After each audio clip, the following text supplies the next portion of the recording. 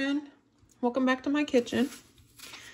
Today I'm going to be making apple butter, and at the end of this video I'm going to show you how I water bath can my apple butter to make it shelf stable. How are you guys doing?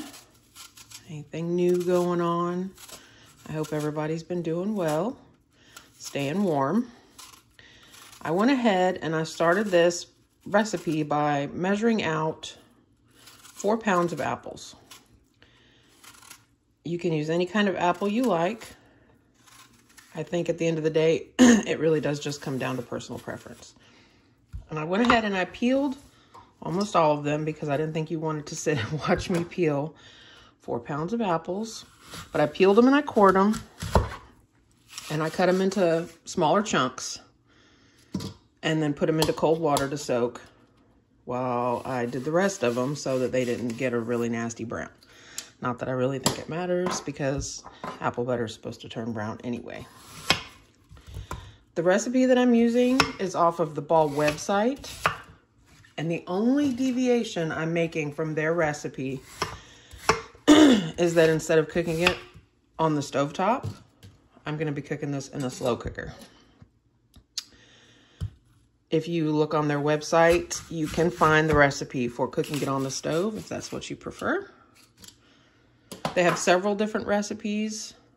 Most of them have vinegar, and I don't really like the way that tastes in my apple butter. So this is just the Ball recipe that I prefer. So I'm going to go ahead and get my apples all peeled up. Make sure you wash them really well first. You can save these peels and make vinegar out of them. I'm not going to do that. But by all means, if that's something that you enjoy, then go for it. So we get them peeled, we get them cored. And then I'm just going to cut them into chunks. Any bug spots or bruises, make sure you cut those off. And then just kind of chunk them up.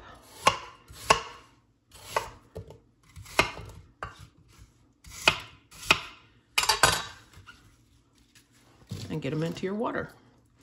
I don't own a lot of fancy tools, but this is definitely one I recommend. It's an apple core.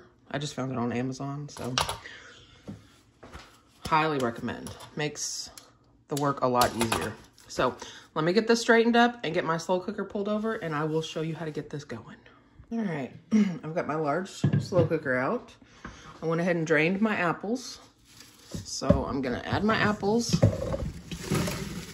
to my slow cooker. To that, I'm gonna add 2 cups of water. I'm gonna add 4 cups of sugar. I'm just using white sugar.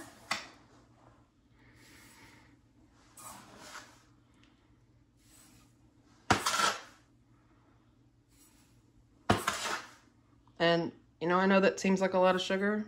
It probably is. But if you're looking for a lower sugar recipe, there are tons of them on the internet. My family isn't really watching its sugar intake, so it's not that big of a deal to me. So to this, I'm gonna add 1/4 of a teaspoon of cloves. If you don't like cloves, just go ahead and omit that.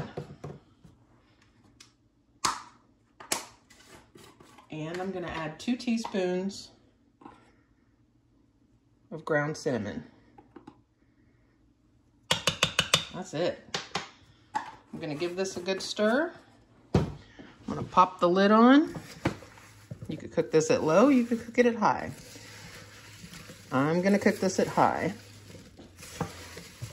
And you're just gonna wanna come back every so often and check on it. Give it a stir, make sure it's not burning to the sides of your crock pot. If you feel like it's cooking too quickly, you can turn it down.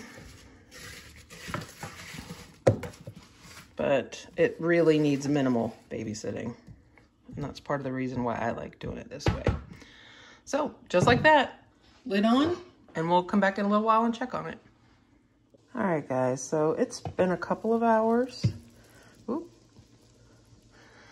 And my apples have cooked down some, but not completely. And full transparency here, the squirrel that turns the wheel in my brain got distracted by shiny objects, and I forgot to turn my crock pot on for about 2 hours. So it's getting pretty late. I'm going to turn off my crock pot and let it cool and put it in the fridge. And then I'll pick this back up tomorrow or we'll finish it up and get it canned. So see you back in the morning. All right, guys, it's the next day. It's mid-afternoon. I had my husband put this back on out of the refrigerator this morning when he got up. It's just been kind of going all day. I don't know if you can hear it, but I'm a little under the weather. So I'm gonna do my very best. At this point, the apples are nice and soft. The syrup is starting to thicken up. So I'm gonna just run my immersion blender through it. Get all these apple chunks made into a nice puree.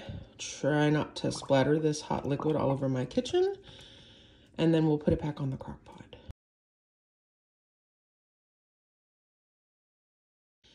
So at this point, it looks like I've got all of the apple chunks. It's nice and smooth. So I'm gonna put it back in my crock pot on high, but this time I'm gonna leave the lid off and let it simmer.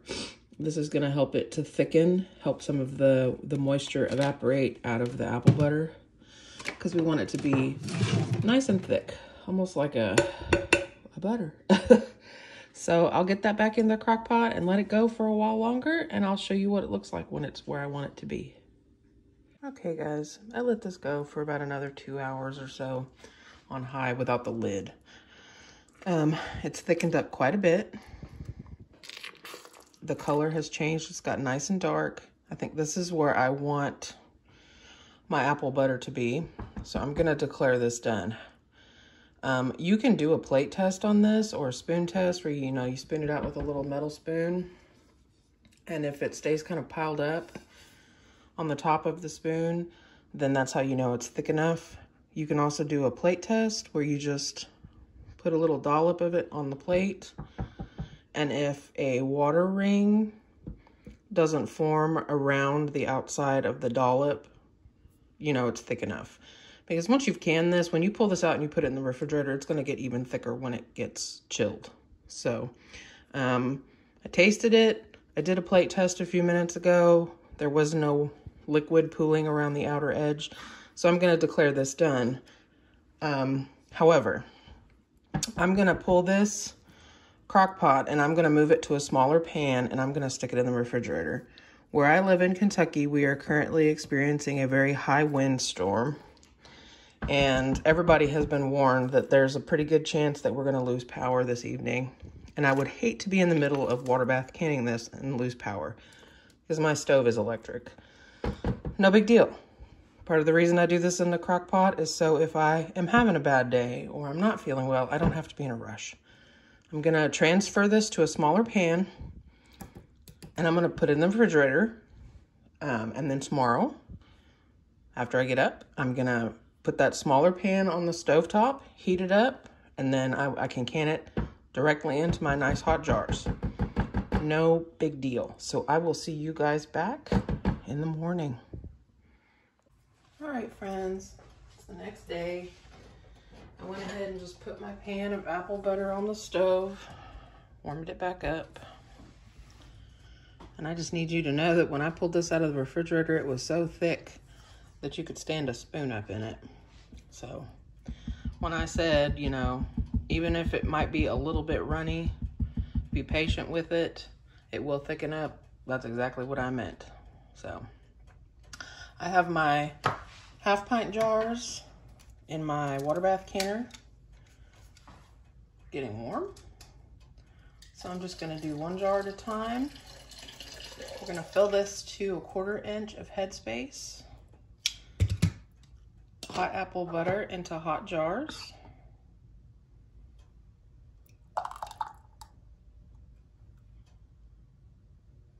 Now, according to Ball, this recipe will do 6 1/2 pints or 3 pints. That being said, I have never made a ball recipe that came out with exactly what they said it would. So, you know, it may require less jars. You may get less out of your recipe. It may require more.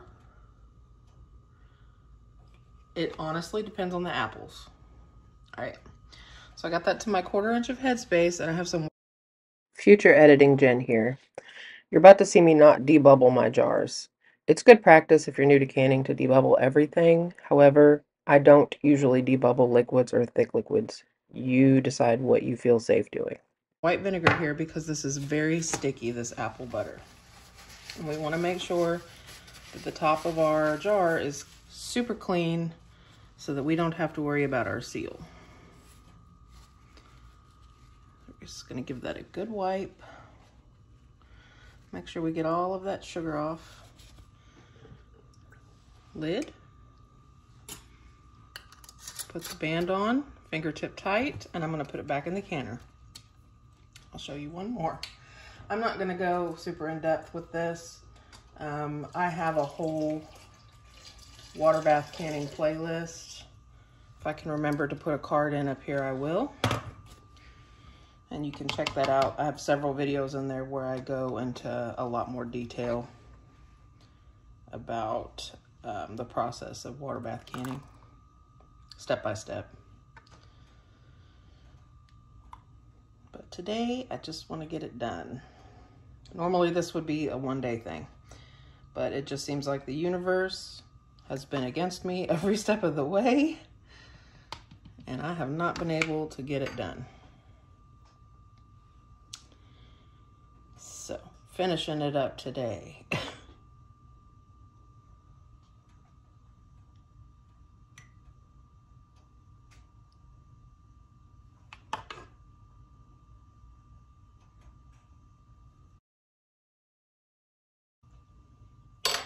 Same process. Wipe the top of the jar, 1/4 inch headspace on that fill.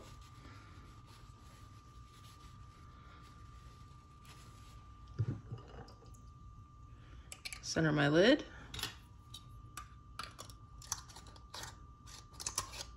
Ring, fingertip tight, and into the canner. I'll go ahead and finish these up, and I'll come back and let you know how many I got, and we'll get this puppy going. Okay, so that got me exactly 6 half pints, minus just enough for someone to have a peanut butter and apple butter sandwich for lunch.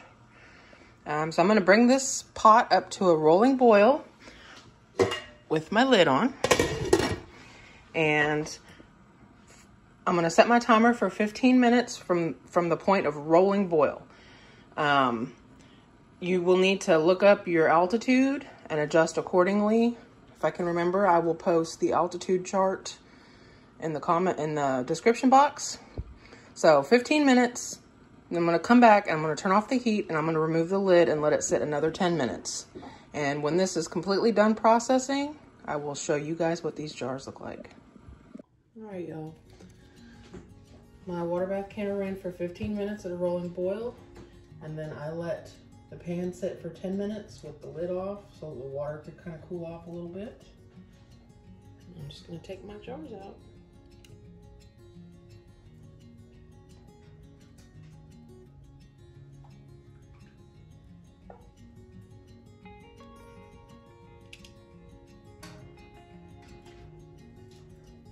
This is a really simple recipe. And, you know, the fact that I had a crazy couple of days trying to get this done and still managed to get it done speaks volumes to how easy it really is. When the universe isn't working against you. One day, and you have some fantastic apple butter to keep on your pantry shelves or to gift. The last batch I made, I gave it all away at Christmas time and everybody was stoked about it. So, I definitely recommend you giving this a try. It's very tasty and everybody in my family likes it. So, as always, you guys, I want to thank you for being here. If you're still here at this point in the video, let me know if you're gonna give this recipe a try. Do you like apple butter? Is that something that you normally can and put away on your pantry shelves? Or is this gonna be something new for you? Thanks for watching, you guys, and joining me in my kitchen, and I'll see you again next week.